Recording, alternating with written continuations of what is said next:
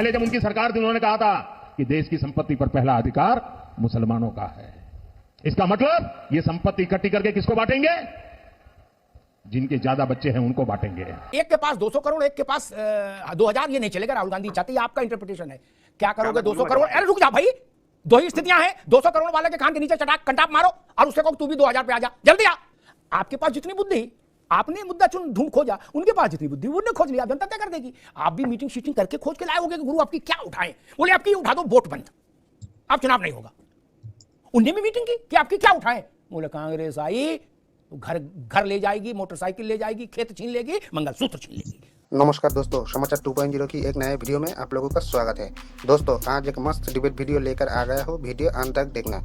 दोस्तों आज की डिबेट में आप लोग देखने वाले हैं देश के सबसे लोकप्रिय और निडर पत्रकार अमिताभ अग्निहोत्री जी ने इंडिया अलायंस की दो प्रवक्ता कांग्रेस की राज शर्मा और सपा की भुवन भास्कर जोशी को कैसे मस्त धोया है। ये दोनों राहुल गांधी को डिफेंस करने आए थे, लेकिन गुरुजी ने ऐसा धोया कि इन दोनों रोने लगी। दोस्तों राहुल गांधी ने देश की संपत्ति मुसलमानों को बांटने की जो बात कही है, उसके जवाब में गुरुजी ने जो कहा वो बात आपको जरूर सुनना चाहिए। दोस्तों आज की डिबेट बहुत शानदार होने वाली है, अंत तक जरूर देखना। एंड डिबेट के बारे में अपना क्या राय है कमेंट में जरूर लिख के जाना। चलिए शुरू करते हैं। पहले जब उनकी सरकार थी उन्होंने कहा था कि देश की संपत्ति पर पहला अधिकार मुसलमानों का है। इसका मतलब ये संपत्ति इकट्ठी करके किसको बांटेंगे? जिनके ज्यादा बच्चे हैं उनको बांटेंगे। घुसपैठियों को बांटेंगे। क्या आपकी मेहनत की कमाई का पैसा घुसपैठियों को दिया जाएगा? आपको मंजूर है? ये कांग्रेस का मैनिफेस्टो कह रहा है कि वो माताओं बहनों का सोने का हिसाब करेंगे, उसकी जड़ती करेंगे, जानकारी लेंगे और फिर उस संपत्ति को बांट देंगे और उनको बांटेंगे जिनको मनमोहन सिंह जी की सरकार ने कहा था कि संपत्ति पर पहला अधिकार मुसलमानों का है। राज शर्मा साहब, आपसे भी समझ लूं, अच्छा ये कैसे होगा एक्सरे? मान लो ननकू के यहाँ कैसे होगा एक्सरे? कोई मशीन जाएगी, पुलिस वाले जाएंगे, लेखपाल जाएगा, पटवारी जाएगा। मैं बड़े कारोबारियों के एक्सरे की बात नहीं कर रहा, उनके यहाँ तो इनकम टैक्स सीबीडीटी ईबीडीटी वाले कर लेते हैं, लेकिन ननकू के यहाँ तो कुछ नहीं लिखा पड़ी। उस कैसे सर्वे होगा पूरे देश का? मैं समझना चाह रहा, एक्सरे कैसे होगा? और फिर एक्सरे में जो रिजल्ट आएगा उसके बाद बंटवारा कौन फाइनल करेगा कि इधर से निकालो, इधर जाओ, जाने दो, जाने दो, आने दो? नहीं बोलते। जब ट्रक को पीछे पार्क कराते तो कहते आन दो, आन दो, आन दो। तो ऐसा कौन बोलेगा आन दो, आन दो? उन राहुल जी का कहने का मतलब है, वाकई सही बात है। आज मेरे जैसा जो नॉर्मल इंसान है वो दुखी, या तो सबसे नीचे वाला तबका खुशी है या सबसे ऊंचे वाला। राहुल जी का कहने का मतलब यह है कि जब पैसा फ्लोटिंग सही से होगी तो देश की अर्थव्यवस्था भी सही से चलेगी। एक के पास 200 रुपए और एक के पास 2 रुपए, तो अर्थव्यवस्था वैसी खराब चलेगी। भारतीय जनता पार्टी का काम क्या है? भारतीय जनता पार्टी को चाहिए ये बताने के लिए भाई हम ये कर रहे हैं, अच्छा काम हमने ये किया और अच्छा काम हम ये करें। दिन भर रोने से काम नहीं चलेगा। और ये राहुल जी का जो गलत मतलब निकाल के बोलना है, मैं अब अच्छा नहीं लगता। मेरे से उम्र में बड़े हैं पंडित जी, आपका भी फर्ज बनता है क्योंकि आप बहुत बड़े विद्वान हो कि आप भी जो इंटरप्रिटेशन करते हो वो भी थोड़ी सही होनी चाहिए। ये नहीं है कि नहीं राज भाई, एक मिनट राज भाई, एक मिनट छोड़ो राहुल गांधी। आपने जो कहा उसी पे एक सवाल पूछो। अभी रुक जाओ भाई मिश्रा जी, आप उस राहुल गांधी छोड़ो, आप इसने जो कहा उसी सवाल पूछो। एक के पास 200 करोड़, एक के पास 2000, ये नहीं चलेगा। राहुल गांधी चाहते, आपका इंटरप्रिटेशन है। क्या करोगे 200 करोड़? अरे रुक जाओ भाई, दो ही स्थितियां हैं। 200 करोड़ वाले के कान के नीचे चटाक कंटाप मारो और उससे कहो तू भी 2000 पे आ जा, जल्दी आ, बाकी हमको ला। एक रास्ता। दूसरा रास्ता, अरे रुक जाओ भाई, इतना अधीर क्यों? ये दूसरा रास्ता, 2000 वाले को हम 200 करोड़ वाला बना देंगे, तो रोड मैप बताओ। तीसरा तो कोई रास्ता नहीं। राहुल गांधी कहें और चाहे प्रियंका गांधी कहें, रोड मैप दो ना। 2000 रुपये वाला 200 करोड़ वाला कैसे बनेगा? आप सुन भी तो लिया करिए ना। मैंने तो आपसे, आपने तो कहा उसी पर प्रश्न पूछा। देखिए एक मिनट, मैं बोल रहा हूं, ये कंटाप मारने का नहीं चल रहा है। कंटाप घर में नौकर को नहीं मार सकते आप, कैसी बात कह रहे हैं? बात यहां ये नहीं है कि किसी के छीनने हैं पैसे। बात यह कि एक छोटा सा उदाहरण देता हूं। पहले जिले में ठेकेदारी होती थी, अगर बिजली का मीटर भी लगना है तो जिले का ठेकेदार लगाता था। अब इन्होंने सेंट्रलाइज कर दिया कि आपका 200 करोड़ का टर्नओवर होगा, आपको ठेका देंगे। इस ठेकेदारी की प्रथा से आप डिस्क्रिमिनेशन हो रहा है, इसी वजह से हो रहा है। ये यह छीनने का मसला नहीं हो रहा कि आपने इंटरप्रिटेशन कर दिया कि ऐसा है। ये किसी ननकू को कंटाप नहीं मारा जा रहा है, ना किसी सुलेमान का। ठीक है राज भाई, रुकना होगा। राज भाई रुकना, मैं जोशी जी के पास चलूं, वो भी प्रोफेसर है, विद्वान व्यक्ति हैं। जोशी जी, बड़ा कंफ्यूजन है।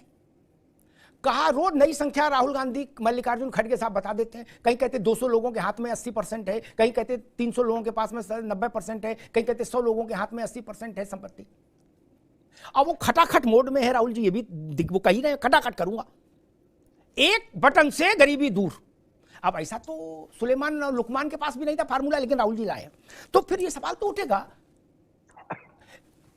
100 लोग, 200 लोग, 300 लोग, 500 लोग, जो भी राहुल गांधी ने गिने देश में कि उनके पास 70-80% संपत्ति है, उनके बराबर पूरे देश को खटाखट मोड से कौन ले जा सकता है? क्या फर्रुखाबाद, एक से रुक जाओ, क्या फर्रुखाबाद में हम गुड्डू समोसे वाले को 1 लाख करोड़ का आदमी बना देंगे, या 1 लाख करोड़ के आदमी को गुड्डू समोसे वाले में तब्दील कर देंगे? क्या कहना चाह रहे हैं? ऐसा तो कोई कानून नहीं हो सकता कि जिन्होंने ज्यादा सफलता प्राप्त की उनसे कहा जाएगा कि नहीं आप अपना ट्रिमिंग कराओ, हैसियत छोटी करो। बेहतर ये नहीं होता जोशी जी कि ये होता कि जो लोग कमजोर हैं वो आगे बढ़ेंगे। अभी जोर मुझे इस बात पर दिख रहा है कि वो 100 लोग ढूंढे जाएंगे, 200 लोग ढूंढे जाएंगे, 300 लोग ढूंढे जाएंगे। ढूंढने की जरूरत नहीं, सबके पता है जोशी जी। तो आज वो लोग तो चिन्हित हो गए, देश उनको जानता है कि पहले आज हवाई अड्डा बाद में बनता है और मित्र को पहले पसंद आ जाता है, ये भी आजकल आम विषय है। तो किन लोगों ने 10 साल में जो संविधान, जो हमारी जो चीजें थी, उन चीजों पे सबसे पहला हक उनको दिया गया, वो भी देश ने देखने का काम करा। लेकिन लड़ाई आज ये थी, लड़ाई है आज जिसमें ये लोग फंसे हुए हैं, वो है 6,986 करोड़ का जो घोटाला हुआ है, जो डंडा चंदा और धंधे का एक नया भ्रष्टाचार आदरणीय मोदी जी के नेतृत्व में फला फूला है। तो उसकी बात हो रही है कि आज कैसे इन्होंने गौ माता के जो मांस बेचने वाले थे उनसे भी चंदा लेने का काम कर रहा है। ये जो गौ माता की बात करने वाले लोग थे, तो बात तो करते हैं लेकिन चंदा लेने में कोई गुरेज नहीं। और उन कंपनियों को, जिनका कंपनियों का अस्तित्व नहीं, उनसे भी चंदा ले लेते।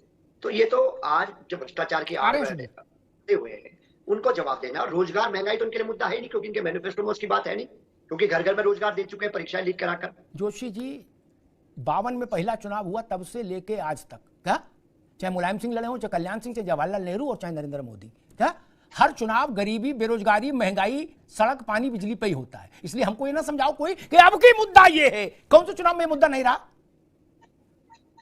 3.5 दशक से तो मैं चुनाव कवर कर रहा हूं फील्ड में, हर चुनाव में ये मुद्दा रहता। और क्या जापान मुद्दा रहेगा भारत में?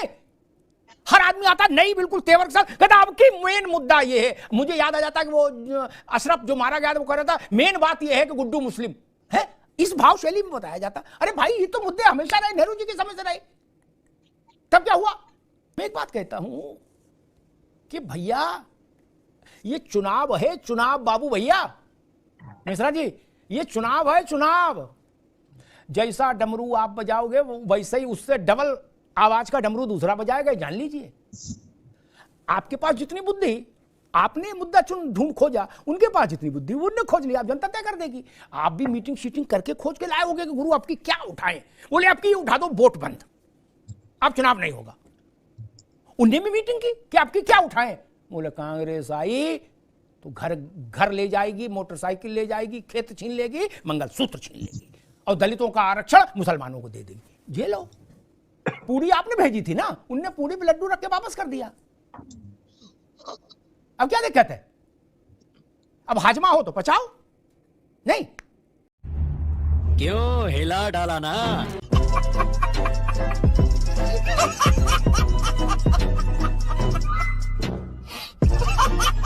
दोस्तों, वीडियो अंत तक देख ली तो अच्छी लगी होगी। अगर अच्छी लगी तो वीडियो को एक लाइक एंड चैनल को सब्सक्राइब कर लेना। एंड वीडियो के बारे में अपना क्या राय है कमेंट में जरूर लिख के जाना। वीडियो अंत तक देखने के लिए आपको बहुत बहुत धन्यवाद। चलिए मिलते हैं अगली वीडियो में, तब तक के लिए जय हिंद, जय भारत, जय सिया राम।